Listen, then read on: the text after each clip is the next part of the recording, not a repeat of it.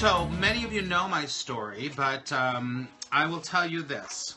I want to talk about something very clearly, and comes to your big why you're, thank you so much, Melanie, why you're doing your business, the big why.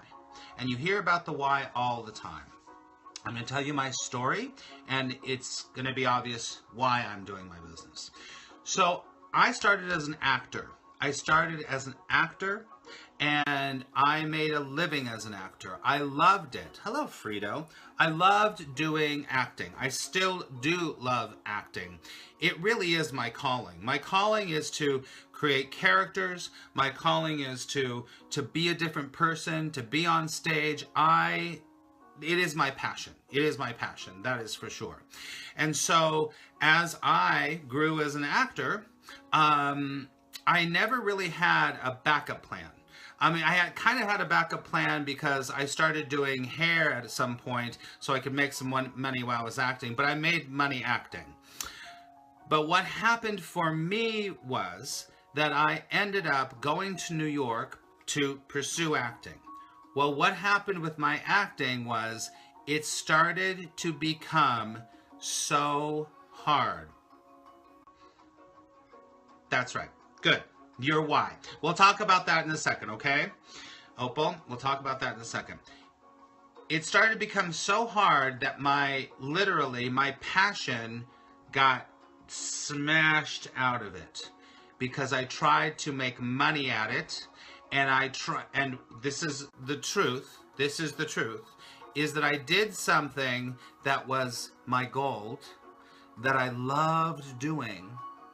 And I did make a living, but I didn't go to that next level to really do it because it started to really wear on me and wear on me and wear on me. But how the universe works is I got a job using my acting to teach. And so I used theater. I used my acting. We wrote scripts. We were with children. We were with adults. And we used acting to teach. And I realized I was a freaking good teacher. And I loved teaching. I loved it. And it was really, really good. And I realized what I really wanted to do, my acting was so much about conveying a message that I wanted to teach. So it brought me to teaching people how to live in peace. I had been doing it since I was a very young person and doing my intuitive work. And so it started to evolve, and I was like, I don't think I want to work for this company. I was working for NYU, and then the CUNY network, the CUNY schools in New York, and there was only so much I could go, and I wanted to do my own thing, and I wanted to be independent. So I decided I was going to go to life coaching training, and that's when I started to let go of the regular paycheck. That's when I started to let go of the regular insurance. That's when I started to let go of the regular schedule to make my own schedule and start on the road of having my own healing business. Now it's been 15 years, about 14 years, and it's been up and down and up and down and up and down. And I'll tell you this. Thank you. There has been days when I wanted to quit everything. Because I'm going to tell you this, everyone has a healing business. If you're thinking about it, or if you're just starting to get your business going, this is not for the faint of heart. And I don't want to be Debbie Downer, but let's be realistic here. This is a business, and this is what I want to talk about here really quickly. I want to talk about your calling versus your career. Everyone write that in the chat right now. Your calling versus your career. Write that down. Your calling versus your career. Now, you have a calling.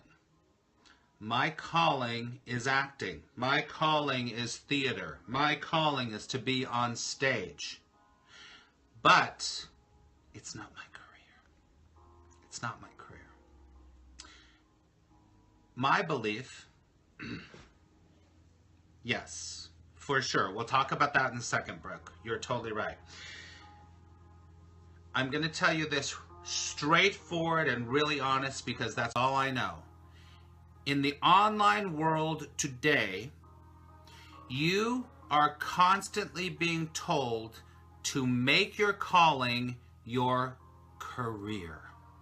Say yes if you understand what I'm saying right now. This is big truth bomb for you all. You're told you have to make your calling your career. I don't believe that because I've been through it.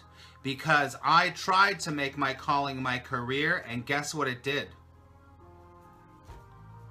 It made my passion for my calling go wah, wah, wah. It is only in the last few years that I've been away from it that I'm starting to reignite my calling again. It sucks the life out of it.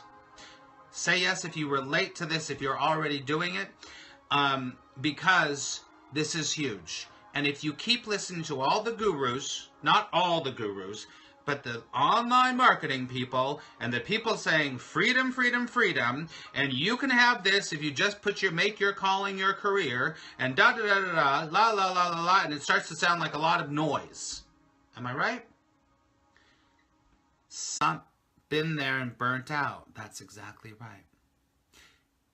Some people can make their calling their career. And that's fantastic. And some people can never do it. Take a deep breath. And hi Lisa, sweetie. And you hear it on Periscope a lot. People telling you all the time, well, you're a massage therapist. You should make a lot of money at that. You should make a business out of that. Oh, you should do something that makes you happy because da da da da da da. And then you're like, okay, I'll do that. And then years go by and you're struggling and your passion for your massage therapy goes down, down, down because you're not bringing in money. And then you're equating not bringing in money with your passion. And then your initial passion starts to go down, down, down, down, down. That is not what I want for you. That is not what I want for you. Because you can nurture your calling and you can have a career.